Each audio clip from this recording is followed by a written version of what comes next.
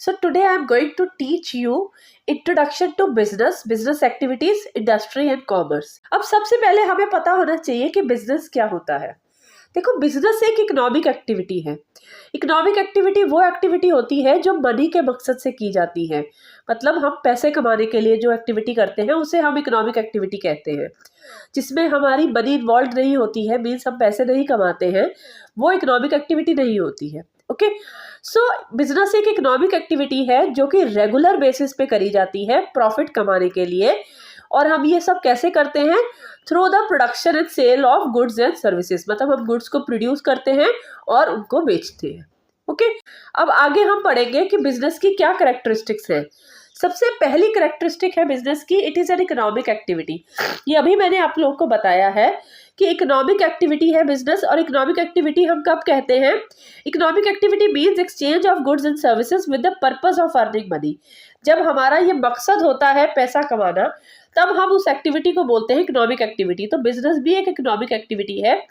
जैसे कि जो शॉपकीपर होता है वो अपनी दुकान में सेल और परचेज करता है, तो वो एक इकोनॉमिक एक्टिविटी कर रहा है, वो बिजनेस कर रहा है। ओके, सो नेक्स्ट फीचर है बिजनेस की exchange of goods and services. Obviously business तभी आप कर पाओगे जब आप गुड्स एंड सर्विसेज को एक्सचेंज करोगे फॉर द मनी। ओके, अब अगर कोई इंडिविजुअल अपने पर्सनल पर्पस के लिए चीज खरीदता है तो उसे हम बिजनेस नहीं बोलेंगे। जैसे कि अगर सपोज एक शॉपकीपर है, वो जो है अपने घर के लिए पर्दे खरीद रहा है, तो वो बिजनेस नहीं होगा।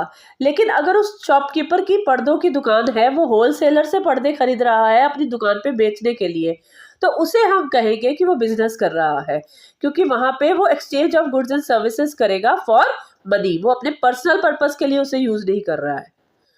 Then next is regularity in dealings. Business तभी हम कहेंगे अगर वो एक्टिविटी आप रोज करते हो, रेगुलर बेसिस पे करते हो। अगर आपने एक बार किसी चीज को खरीदा और बेचा तो उसे हम बिजनेस नहीं बोलेंगे। अगर आप रोज उस चीज को करते हो, रेगुलर बेसिस पे करते हो, तभी वो बिजनेस होगा। जैसे कि अगर एक पर्सन जो है अपना पुराना स्कूटर बेच के नया खरीद लेता है, तो इस परचेज और सेल को हम बिजनेस नहीं बोलेंगे। हाँ, अगर वो अपनी उसके पास स्कूटर्स की एजेंसी है, वो स्कूटर्स को खरीदता है और आगे कस्टमर्स को बेचता है, तो उसमें रेगुलरिटी इन डीलिंग्स है, वो हर रेगुलर बेसिस पे उसे बेच रहा है, तो वो बिजनेस होगा उसका। Okay, then next is profit motive. Business जो है वो प्रॉफिट मोटिव के लिए किया जाता है, क्योंकि इकोनॉमिक एक्टिविटी है, मनी को अर्न करने के लिए ही की जाती है। अब देखो, बिजनेस को हम करते तो प्रॉफिट मोटिव के पर्पज से है, लेकिन ये जरूरी नहीं है कि हर वक्त प्रॉफिट ही हो, कभी कभी लॉस भी होता है। तो जो मेन पर्पस है बिजनेस का कि हम प्रॉफिट कमाने के लिए ही बिजनेस करते हैं। Okay, then next is element of risk. ये तो सभी को पता होगा कि बिजनेस में रिस्क इन्वॉल्व होता है। रिस्क एलिमेंट जो होता है वो सबसे ज़्यादा इंपॉर्टेंट चीज़ है जो प्रेजेंट होती है बिजनेस में, क्योंकि अगर आप बिजनेस एस्टैब्लिश कर रहे हो, ये ज़रूरी नहीं है कि आपको हमेशा प्रॉफिट ही होगा, आपको लॉस भी हो सकता है। ओके, सो बिजनेस में प्रॉफिट एंड लॉस ऐसे ही चलता है जैसे जिंदगी में अप एंड डाउन चलते हैं। Then next is creation of utility. जो बिजनेस है वो बहुत तरह की यूटिलिटी को क्रिएट करता है, जैसे utility of place, form, time and ownership. अब प्लेस की यूटिलिटी क्या यूटिलिटी होती है? It means it is created by carrying the goods from the place of production to the place of consumption. Utility of place तब create होती है जब हम गुड्स को जहाँ पे वो बनते हैं वहां से उठा के उसे वहां पे लेके जाते हैं जहाँ पे उन्हें लोग खरीदते हैं। फॉर्म यूटिलिटी ऐसे क्रिएट होती है, वो हमारी इंडस्ट्री में क्रिएट होती है कि जब हम गुड्स को बनाते हैं उसकी साइज और फॉर्म को चेंज करके, मतलब रॉ मटेरियल लेके आते हैं और उसे फिनिश गुड्स बनाते हैं, फिर जाके बेचते हैं। मीन्स हमने उन रॉ मटेरियल की साइज और फॉर्म चेंज करके उसे एक फिनिश गुड बना दिया। तो ये सब भी बिजनेस में होता है। Then next is utility of time. Time utility कैसे क्रिएट की जाती है कि गुड्स को तब तक स्टोर किया जाता है जब तक उसकी जरूरत नहीं है। ये जरूरी तो नहीं है ना गुड्स आज बने और आज ही बिक जाएंगे, हो सकता है उस समय उसकी डिमांड ना हो, तो उसे तब तक वेयर हाउसेज में रखा जाता है जब तक उसकी जरूरत अराइज नहीं होती है। देन नेक्स्ट इज ओनरशिप की यूटिलिटी कैसे क्रिएट की जाती है? By purchase and sale. अब ओनरशिप तभी ट्रांसफर होती है ना जब गुड्स को बेचा जाता है। ओके, सो ये सारी यूटिलिटी जो है वो बिजनेस में क्रिएट होती है। Then next is consumer satisfaction. देखो, प्रॉफिट कमाना बिजनेस के लिए बहुत जरूरी है, लेकिन उसके साथ साथ कंज्यूमर सेटिस्फैक्शन भी बिजनेस के लिए बहुत ज्यादा जरूरी है, क्योंकि अगर आपका कस्टमर जो है वो सेटिस्फाई होगा तभी वो दोबारा से दोबारा आपके पास आएगा, उससे आपकी गुडविल भी बढ़ेगी, तभी आपकी सेल भी बढ़ेगी फ्यूचर में। तो आप प्रॉफिट कमाने के साथ साथ आपको कस्टमर को भी सेटिस्फाई करना इक्वली इम्पॉर्टेंट है। बिजनेस में बिजनेसमैन को ज़्यादातर यही कोशिश करनी चाहिए कि गुड्स एंड सर्विसेज वो कंज्यूमर के टेस्ट के अकॉर्डिंग ही बनाए, क्योंकि तभी उसका प्रोडक्ट बिकेगा। अदरवाइज आपका कॉम्पिटिटर बना लेगा। अगर आप नहीं बनाओगे कस्टमर के टेस्ट के अकॉर्डिंग तो आपका कॉम्पिटिटर बना लेगा, तो सारे कस्टमर्स उसके पास चले जाएंगे, तो प्रॉफिट वो कमाएगा। तो आपको कस्टमर को भी सेटिस्फाई करना ही करना है। ओके, सो ये सारी फीचर्स थी business spectrum of business activities. अब बिजनेस एक्टिविटीज में हम क्या क्या चीजें पढ़ते हैं? देखो, इसमें बिजनेस एक्टिविटीज में दो मेन चीजें हम पढ़ते हैं, इंडस्ट्री एंड कॉमर्स। अब ये इंडस्ट्री क्या होती है? इंडस्ट्री वो है जिसमें प्रोडक्शन होती है, मींस वो एक्टिविटीज जो सारी प्रोडक्शन के साथ रिलेटेड होती है वो इंडस्ट्री में कवर अप होती है। और वो सारी एक्टिविटीज जो गुड्स को ट्रांसपोर्ट करती है from the goods produced from the factories to the place of consumption, मतलब गुड्स प्रोड्यूस होते हैं फैक्ट्रीज में, ये सारी चीजें इंडस्ट्री में कवर अप होती है जहाँ पे गुड्स की प्रोडक्शन होती है। और गुड्स जब बन जाते हैं उसके बाद वहां से लेके उसे कंज्यूमर्स तक पहुंचाने तक जो सारी एक्टिविटीज होती है वो कॉमर्स में आती है। कॉमर्स भी आगे ट्रेड और ऑक्सिलरीज टू ट्रेड है। ये सारी चीजें हम एक एक करके पढ़ेंगे। Okay, first is industry. अब इंडस्ट्री क्या होती है? इंडस्ट्रीज में वो सारी एक्टिविटीज इन्वॉल्व होती है जिसमें रॉ मटेरियल को कन्वर्ट किया जाता है फिनिश गुड्स में। रॉ मटेरियल लेके आते हैं और एक फिनिश प्रोडक्ट बनती है। कहाँ पे बनती है? ये फैक्ट्रीज में बनती है। तो ये सारी चीजें इंडस्ट्री में कवर अप होती है। ओके, तो इंडस्ट्री एक ऐसी इकोनॉमिक एक्टिविटी है जहाँ पे production of goods and services होती है। ठीक है, मीन्स ये जो इंडस्ट्री है ये प्रोडक्शन के साथ रिलेटेड है। अब 3 तरह के गुड्स जो है वो इंडस्ट्री में मैन्युफैक्चर होते हैं। सबसे पहले है प्रोड्यूसर और कैपिटल गुड्स। अब इसमें वो गुड्स आते हैं जैसे कि मशीनरी हो गई, प्लांट, इम्प्लीमेंट्स, जो दूसरी चीज़ों को प्रोड्यूस करने में हेल्पफुल होते हैं। सपोज अब जैसे मशीनरी है वो भी तो आप कहीं से खरीदते हो ना, ठीक है, तो मशीनरी खरीद के फैक्ट्री में लगाई जाती है और फिर उसी मशीनरी से और दूसरे प्रोडक्ट्स जो है वो बनाए जाते हैं। तो ये हो गए हमारे capital goods. Okay, the next is consumer goods. Consumer goods वो गुड्स होते हैं जो डायरेक्टली कंज्यूमर कंज्यूम कर लेते हैं, जैसे ब्रेड हो गई, क्लॉथ हो गया, मेडिसिन हो गई, इससे आप फर्दर प्रोडक्शन नहीं करते हो। The next is intermediate goods. Intermediate goods वो गुड्स होते हैं जो एक इंडस्ट्री में प्रोसेस होते हैं to produce some the need based goods, मतलब some such goods that are processed in some other industry, means किसी और जगह पे बनते हैं, फिर उसकी हेल्प से आप कुछ और गुड्स बनाते हो। जैसे कि इसमें इंक्लूड होते हैं प्लास्टिक, रबड़, एल्यूमिनियम। अब ये प्लास्टिक कहीं पे बना, फिर उसके बाद उस प्लास्टिक की हेल्प से आप बहुत सारे टॉयज बनाते हो, बहुत सारी चीज़ें बनाते हो। या फिर रबड़ से आप रबड़ बैंड बनाते हो, रबड़ से इरेजर्स बनती है, ठीक है, और बहुत सारे टॉयज बनते हैं, इवन आपके स्लीपर्स बनते हैं। एल्यूमिनियम, अगर एल्यूमिनियम एक बार बन गया, ठीक है, किसी इंडस्ट्री में एल्यूमिनियम बन गया, फिर उसके बाद एल्यूमिनियम से क्या बनता है? एल्यूमिनियम से आपकी कढ़ाई बनती है, आपके बर्तन बनते हैं, एल्यूमिनियम से एल्यूमिनियम फॉयल बनता है, तो बहुत सारी चीज़ें बनती हैं। तो ये होते हैं हमारे इंटरमीडिएट गुड्स, जो गुड्स किसी और इंडस्ट्री में प्रोसेस होते हैं, फिर उसके बाद उससे और बहुत सारी चीज़ें बनाई जाती है। ओके, अब आ जाओ इंडस्ट्रीज हमारी कितने टाइप की होती है। इंडस्ट्रीज जो होती है हमारी 3 तरह की होती है, primary industry, secondary industry and tertiary industry. तो सबसे पहली है हमारी प्राइमरी इंडस्ट्री। प्राइमरी इंडस्ट्री वो इंडस्ट्री होती है, इसमें वो एक्टिविटीज कवर अप होती है जिसमें नेचुरल रिसोर्सेज को यूज किया जाता है to provide a raw material to other industries. मतलब नेचुरल रिसोर्सेज को आप यूज करते हो और रॉ मटेरियल प्रोवाइड करते हो आप दूसरी इंडस्ट्रीज को।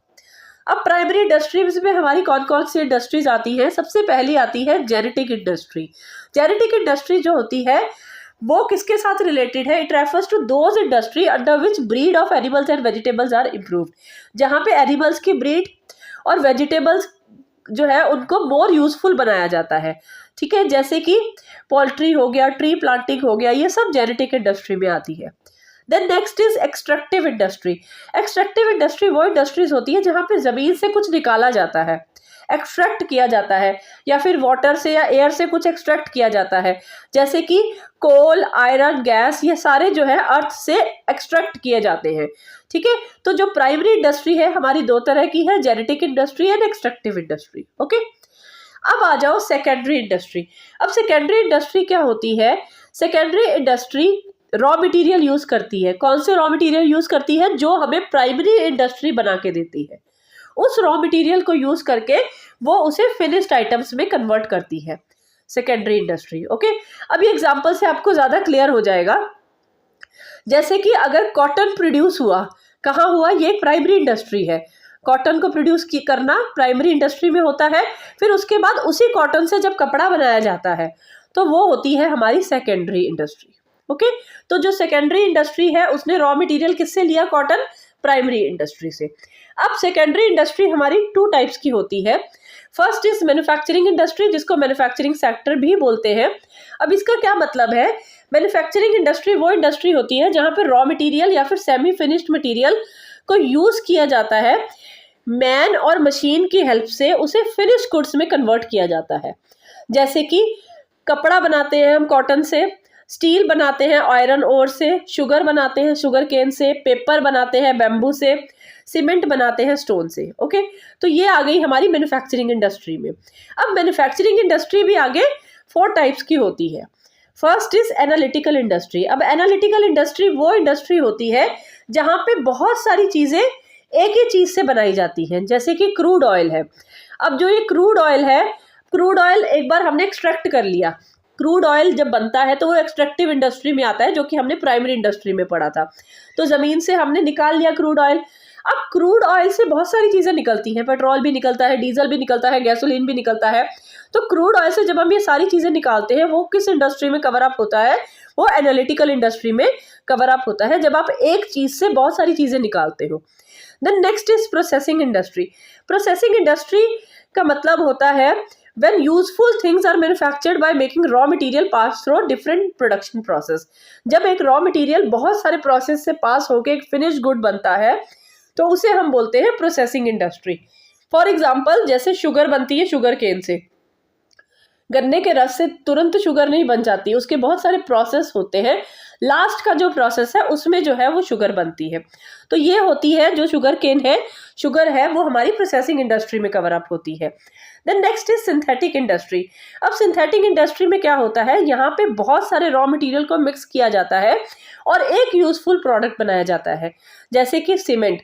सीमेंट कैसे बनता है, इसमें हम लाइमस्टोन, जिप्सम और कोल, तीनों चीजों को मिक्स करके सीमेंट बनाया जाता है। तो ये कवर अप होता है हमारा सिंथेटिक इंडस्ट्री में। Then next is assembling industry. अब असेंबलिंग इंडस्ट्री में क्या होता है, ये वो इंडस्ट्री है जहां पे पार्ट्स जो होते हैं प्रोडक्ट के वो अलग अलग जगह बनाए जाते हैं, फिर उनको इकट्ठा करके उनको असेंबल कर दिया जाता है और एक यूजफुल प्रोडक्ट बनाया जाता है। इसमें सिंपल एग्जांपल है कार। कार के पार्ट्स अलग अलग जगह पे बनते हैं, फिर उन्हें असेंबल करके कार बन जाती है। ऐसे ही टेलीविजन, साइकिल, कंप्यूटर, ठीक है, ये सारी चीजें इसी में cover. Then next is constructive industry. अब कंस्ट्रक्टिव इंडस्ट्री क्या होती है, कंस्ट्रक्टिव इंडस्ट्री वो इंडस्ट्री होती है जहां पे कंस्ट्रक्शन का काम किया जाता है, जैसे कि रोड बनाई जाती है सीमेंट, आयरन, ब्रिक्स को यूज करते हुए, ब्रिजेस बनाए जाते हैं, रोड्स बनाए जाते हैं, जहाँ पे कंस्ट्रक्शन का काम होता है। और जो ये कंस्ट्रक्टिव इंडस्ट्री होती है, ये ऐसी चीजें प्रोड्यूस करती है जो परमानेंट नेचर की होती है और जो ज्यादातर पब्लिक वेलफेयर के लिए होती है। ठीक है, रोड्स हो गए, ब्रिजेस हो गए, वो लोगों के लिए तो बनाए जाते हैं ना, पब्लिक वेलफेयर के लिए बनाए जाते हैं। अब आ जाओ थर्ड टाइप की इंडस्ट्री, जिसको हम बोलते हैं टर्शरी इंडस्ट्री या फिर सर्विस सेक्टर। इसको सर्विस इंडस्ट्री भी बोला जाता है।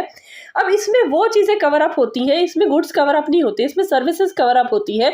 वो सर्विसेज जो हमें ट्रांसपोर्ट सेक्टर देता है, बैंकिंग, इंश्योरेंस, एडवर्टीजमेंट, स्टोरेज, ये जो है वो इसमें कवर अप हो जाती है।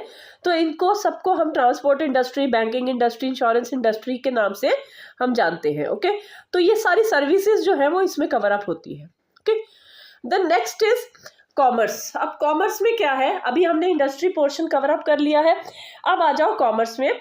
तो कॉमर्स में क्या होता है, commerce include sum total of all those activities which are engaged in removal of hindrances of person, place, time, risk, finance and information. अब हिंड्रेंस का मतलब होता है रुकावट, बाधा। तो वो सारी एक्टिविटीज जो कि इन हिंड्रेंसेस को खत्म करती हैं, मतलब पर्सन की हिंड्रेंस को, प्लेस की रुकावट को, टाइम की रुकावट को, वो सारी एक्टिविटीज जो हम करते हैं जो इन सारी रुकावटों को खत्म करती हैं गुड्स के एक्सचेंज में, तो वो सारी चीजें हमारी कॉमर्स में कवर अप होती है। अभी आगे हम पढ़ेंगे। कॉमर्स के 2 कंपोनेंट्स होते हैं, trade and aids to trade. Okay, so first is trade. Trade का मतलब होता है buying and selling of goods and services with the purpose of getting profit. जब हम गुड्स और सर्विसेज को बेचते हैं या खरीदते हैं जिसमें मकसद हमारा क्या होता है, प्रॉफिट कमाना, उसे हम ट्रेड कहते हैं। जैसे अगर एक दुकानदार जो है अपनी दुकान चलाता है गली में, तो वो भी बिजनेस है, वो भी ट्रेड है, उसे हम ट्रेड बोलेंगे। या फिर अगर कोई ठेले में सामान बेचता है तो वो भी ट्रेड कर रहा है। या फिर जो बिग शोरूम्स हैं मार्केट में, डिपार्टमेंटल स्टोर्स हैं, वो सारी चीज़ें जो है वो ट्रेड में कवर अप होती हैं। चाहे वो स्मॉल स्केल छोटे स्तर पे हो रहा है या बड़े स्तर पे हो रहा है, वो सारा ही ट्रेड है। अब ट्रेड हमारा दो तरह का होता है, home trade and foreign trade. तो सबसे पहले हम पढ़ेंगे होम ट्रेड क्या होता है। होम ट्रेड में जब buying and selling of things takes place within the national boundaries, मतलब एक देश के अंदर ही हम ट्रेड कर रहे हैं, उसे हम होम ट्रेड कहते हैं। जैसे कि अगर ट्रेड इंडिया के अंदर ही हो रहा है, इंडिया से बाहर नहीं हो रहा है, तो वो होम ट्रेड होगा। अब होम ट्रेड हमारा तीन तरह का होता है, local trade, state trade and interstate trade. Local trade वो ट्रेड होता है जो किसी लोकल एरिया में, किसी विलेज, टाउन या डिस्ट्रिक्ट में ही होता है, उसे लोकल ट्रेड बोलते हैं। इसमें ज़्यादातर वो चीज़ें बेची जाती हैं जो पेरिशेबल नेचर की होती है। पेरिशेबल का मतलब होता है जो चीज़ें जल्दी ख़राब हो जाती हैं, जैसे कि फ्रेश फ्रूट्स हो गए, स्वीट्स हो गई, मिल्क, वेजिटेबल्स। तो ये लोकल ट्रेड के अंदर कवर अप होती हैं। Then next is state trade. State trade वो ट्रेड होता है जो दो डिस्ट्रिक्ट के अंदर हो सकता है लेकिन स्टेट सेम रहती है।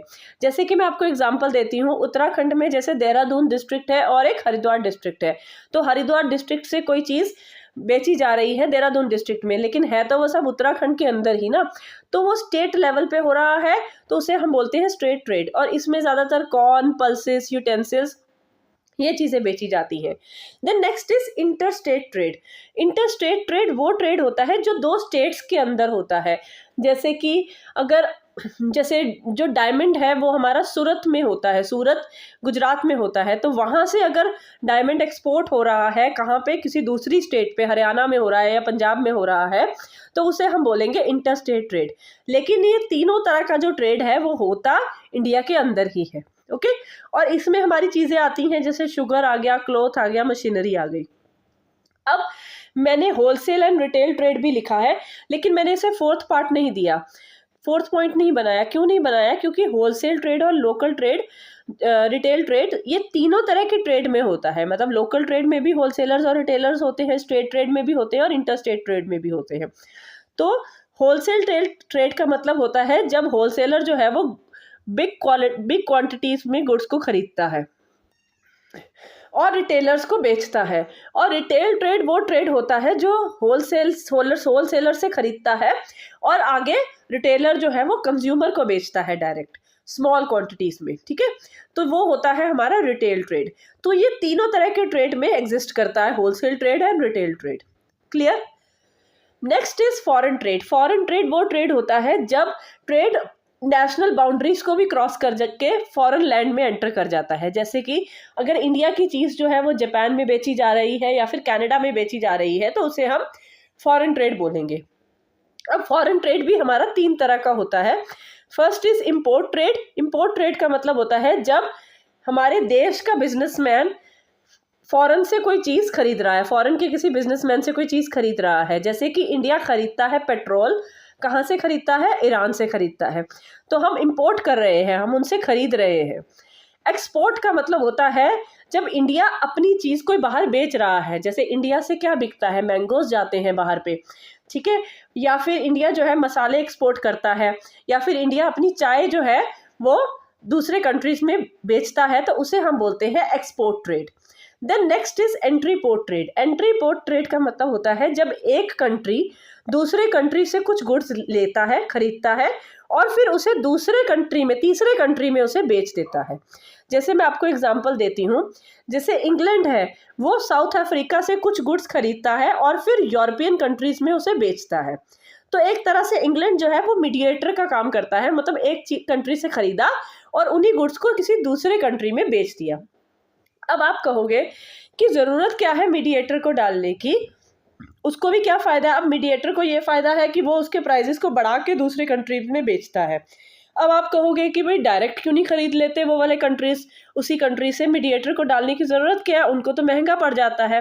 तो कई बार ऐसा होता है कि जहाँ से वो गुड्स आ रहे होते हैं उस देश के साथ बाकी कंट्रीज़ के रिश्ते अच्छे नहीं होते, या फिर कई बार क्या होता है कि उस कंट्री से सीधा ट्रांसपोर्ट कराना उनको महंगा पड़ता है। तो इसलिए जो है ये एंट्री पोर्ट ट्रेड जो है वो एग्जिस्टेंस में आया। ओके, सो फॉरेन ट्रेड हमारा 3 तरह का होता है। अब आ जाओ ऑक्सिलरीज टू ट्रेड या फिर एड्स टू ट्रेड। किसी बुक में आपको ये वर्डिंग लिखी मिलेगी ऑक्सिलरीज टू ट्रेड और किसी में एड्स टू ट्रेड मिलेगा। अब ये क्या होता है, इसका मतलब होता है all those activities which are undertaken to overcome the hurdles appearing in the way of trade. मतलब ट्रेड देखो, जब buying and selling of goods and services होती है तो उसके रास्ते में बहुत ज़्यादा जो है मुश्किलें आती हैं, बहुत रुकावटें आती हैं। हर्डल्स का मतलब होता है रुकावटें। तो उन सारी रुकावटों को कवर अप करने के लिए जो मतलब उन रुकावटों को ख़त्म करने के लिए जो एक्टिविटीज़ करी जाती हैं वो जो है वो हमारी एड्स टू ट्रेड में कवर अप होती है। अब इसमें हमारी क्या चीज़ आती है, सबसे पहला है हमारा मिडलमैन। अब मिडलमैन के केस में क्या होता है, अब एक प्रॉब्लम होती है हिंड्रेंस ऑफ पर्सन। हिंड्रेंस का मतलब होता है बाधा, लोगों की बाधा को कवर अप करता है। इस प्रॉब्लम को कौन सॉल्व करता है, मिडलमैन। अब मिडलमैन कौन होता है, होलसेलर और रिटेलर। अब देखो, एक प्रोडक्ट के प्रोड्यूसर्स बहुत कम होते हैं लेकिन कंज्यूमर्स अनलिमिटेड होते हैं। ये ज़रूरी नहीं है कंज्यूमर्स इंडिया में ही हो सकता है दूसरे देशों में भी उस चीज़ को कंज्यूम किया जा रहा हो। तो ये अब प्रोड्यूसर तो हर एक कंज्यूमर के पास गुड्स नहीं बेच सकता ना, तो यहाँ पे मिडलमैन आता है। मिडलमैन कौन होता है, होलसेलर और रिटेलर। अब होलसेलर कौन होता है, जो प्रोड्यूसर से डायरेक्ट बहुत ज़्यादा क्वांटिटी में गुड्स खरीदता है और आगे रिटेलर को बेचता है, और रिटेलर वो गुड्स जाके कंज्यूमर को बेचता है। Transport and communication. अब हिंड्रेंस ऑफ प्लेस, ये नेक्स्ट प्रॉब्लम है। प्लेस की बाधा को कौन कवर अप करता है, कौन खत्म करता है, ट्रांसपोर्ट एंड कम्युनिकेशन। अब देखो, प्रोड्यूसर एंड कंज्यूमर जो है वो एक दूसरे से बहुत दूर बैठे हैं। ज़रूरी नहीं है कि जहाँ पे कंज्यूमर है वहीं पर प्रोड्यूसर भी है। प्रोड्यूसर हो सकता है किसी दूसरे शहर में, किसी दूसरे इवन कंट्री में भी हो सकता है। ओके, तो इस हिंड्रेंस को कैसे कवर अप किया जाता है, ट्रांसपोर्टेशन की हेल्प से। मींस गुड्स को जो ट्रांसपोर्टेशन, हम जैसे रोड के थ्रू जो ट्रक्स होते हैं, ट्रांसपोर्ट के थ्रू जो गुड्स है हम उसे वहां पहुंचाते हैं जहां पे उसकी ज़रूरत है। मींस प्रोडक्शन प्लेस से उसे कंजप्शन की प्लेस पे पहुंचाया जाता है ट्रांसपोर्ट की हेल्प से। ओके, तो जो हिंड्रेंस ऑफ प्लेस है वो खत्म होता है ट्रांसपोर्टेशन की हेल्प से। अब कम्युनिकेशन के जो मीन्स हैं, जैसे कि टेलीफोन हो गया, टेलीग्राम हो गया। अब देखो, जो बिजनेस डील्स है वो जाके वहाँ पे तो नहीं करी जा सकती ना। हो सकता है कई बार जहाँ पे बिजनेस डील होनी है दो लोगों के बीच में, वो बहुत दूर बैठे हैं, तो वो किस पे होती है, वो टेलीग्राम के थ्रू, फ़ोन के थ्रू, ईमेल के थ्रू होती है बिजनेस डील्स। तो वो किसकी मदद से हुई है पॉसिबल, वो कम्युनिकेशन की मदद से पॉसिबल हुआ है। तो जो मॉडर्न मीन्स ऑफ ट्रांसपोर्टेशन और कम्युनिकेशन है उसकी हेल्प से ही हम बिजनेस को इंटरनेशनल लेवल पे लेके जा सके हैं। ओके, तो जो ये हिंड्रेंस ऑफ प्लेस की प्रॉब्लम है ये किसकी हेल्प से सॉल्व होती है, ट्रांसपोर्टेशन एंड कम्युनिकेशन की हेल्प से। Then next is warehousing. अब देखो, ये ज़रूरी तो नहीं है ना कि गुड्स आज बने हैं तो आज ही बिक जाएंगे।